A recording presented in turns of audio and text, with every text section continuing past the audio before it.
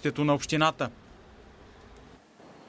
София обаче има и друго по-красиво лице. Столицата ни може да се похвали с това, че е сред най-зелените в Европа. В разгара на пролета кокетните вътрешни дворчета ни радват с пишната си зеленина и свежест. В някои от тях дори могат да се видят кокошки и петли. Вижте!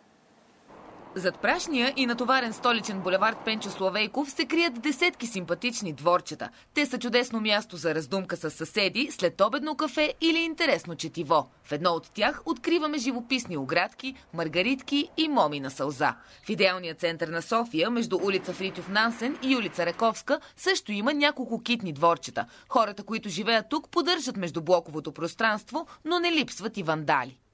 Цветя засаждате ли тук в двора? Ето какво съм могла да насадим.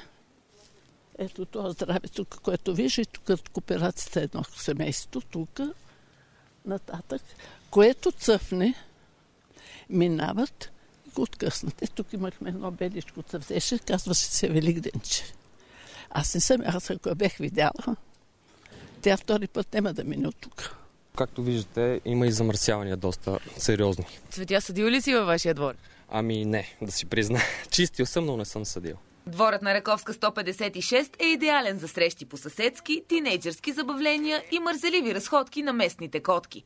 Границата между селското и градското в столицата е рязка. До новите и модерни блокове по булеварда Черни връх откриваме двор с десетки свободни кокошки. Аврам Големечков също не иска да се съобразява с увеличението на яйцата по Великден и затова гледа петел и 2 кокошки в неговия красив двор. Той е сгушен между огромни новопостроени кооперации на булевард Симеоновско шосе. Бихте ли се лишили от тази къща, за да построите на нейно място кооперация? Със сигурност не. Защо? Защото сме свикнали да живеем в къща, не в блок между 4 стени. По-добрият вариант е да си имаме двор с кокошки, отколкото апартамент. Освен животни, Аврам отглежда и зеленчуци. Семейството му живее в същински оазис сред 6-етажните блокове наоколо. За БНТ София, Карина Караньотова.